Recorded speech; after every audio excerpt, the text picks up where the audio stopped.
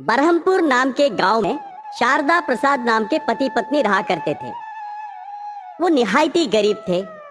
2 वक्त का खाना भी उनके नसीब में नहीं था। उनका इकलौता बेटा रमेश, जो कि 25 साल का हो गया, वो छोटे से प्राइवेट कंपनी में नौकरी करता था। वो इतना बदनसीब था कि उसके हाथों से हर रोज कुछ ना कुछ गलतियां हो जाती थी, जिससे हर महीने उसका तनख्वाह काट कूट के 500 रुपए तक ही आता था। घर वाले उससे हमेशा परेशान रहते थे। बेचारा दिल का बहुत अच्छा था, पर बदनसीबी के कारण उसके हाथों से गलतियां हो जाती थी। कभी तो उसके हाथों से सामान टूट जाते थे, या फिर कभी किसी और की गलतियां इसके सर पर आ जाती थी। एक दिन रमेश रोते हुए अपनी माँ से, माँ, मैं किसी के साथ कभी कोई गलती नहीं की, पर भगवान मेरे साथ हमेशा ऐसा क्यों करते हैं? कभी तो मेरे हाथों से सामान टूट जाता है, या कभी तो किसी और की गलती मुझे भुगतनी पड़ती है। आखिर मैं कौन से बुरे वक्त पर पैदा हुआ हूँ माँ? मेरे साथ इतना बुरा हो रहा है। ऐसा ही चलता रहेगा तो एक दिन मुझे खुदकुशी करनी होगी। बेटे की बात सुनकर शारदा रो पड़ी और वो रोती हुई अपने बेटे से, अपना दिल छोटा मत करो बेटा। भगवान के घर देर है पर अंधेर नहीं। हमारी सारी समस्याओं का समाधान एक दिन जरूर मिलेगा। अपने आप के ऊपर नहीं तो उस भगवान के ऊपर तो यकीन रख। वह भोले शंकर एक दिन हमारे जीवन में रोशनी लेकर ही आएंगे। फिर भी मैं कोशिश करती हूँ किसी साधु संत के पास जाकर अपनी समस्या उनके सामने रखूं। मुझे यकीन है जरूर कोई ना कोई हल निकल आएगा बेटा। माँ की बात सुनने के बाद रमेश में थोड़ा हौसला बढ़ा और वो जाकर चैन से थोड़ा सो पाया। अगले दिन शारदा तरह तरह के संत मुनियों के पास जाना शुरू की। समस्या का समाधान उसे कहीं पर नहीं मिला। वो हताश हो गई और उसकी बेचैनी दिन ब दिन बढ़ती गई। वो अपने बेटे को ऐसे निराश रहते देख नहीं सकी। वो भी अपने बेटे की तरह अंदर ही अंदर टूट गई, फिर भी अपने बेटे को दिलासा देती रही।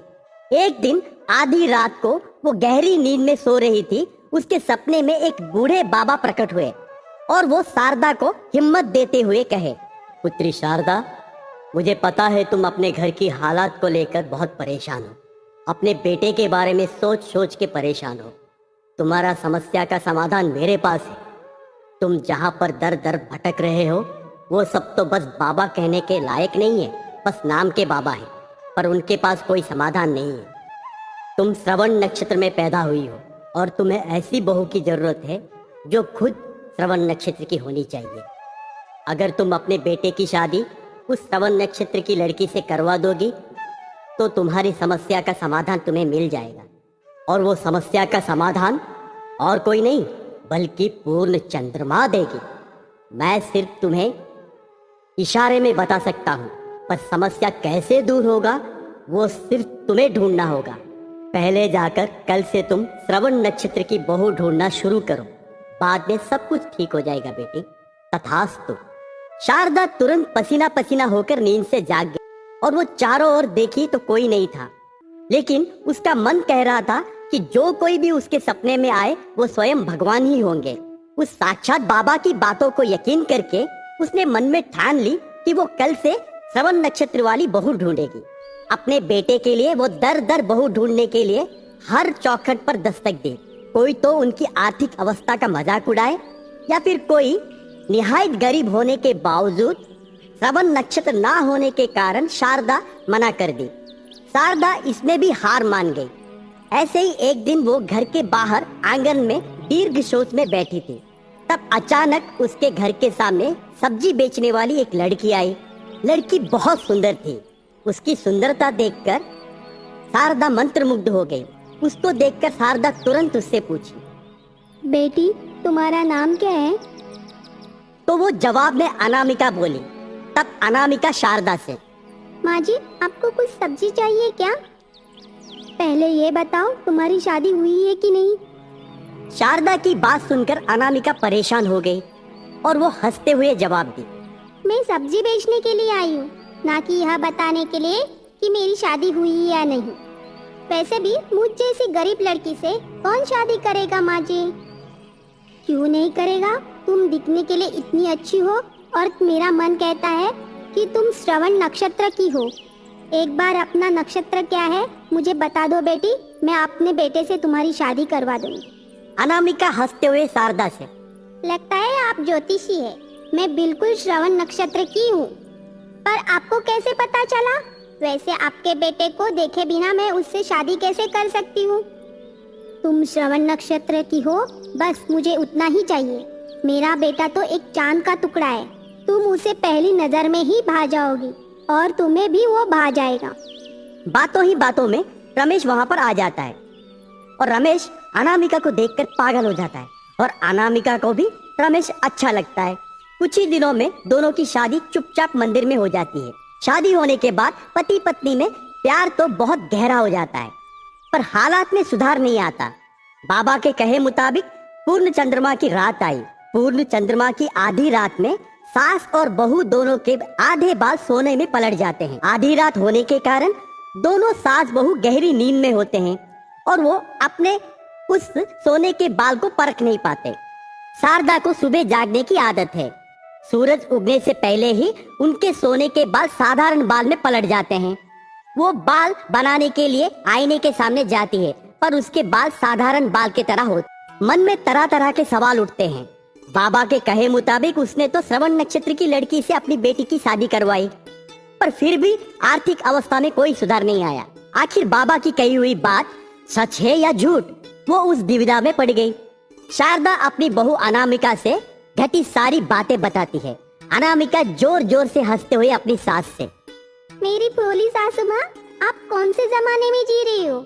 आज तक कौन से बाबा की बात सच हुई है जो आज होने वाला है?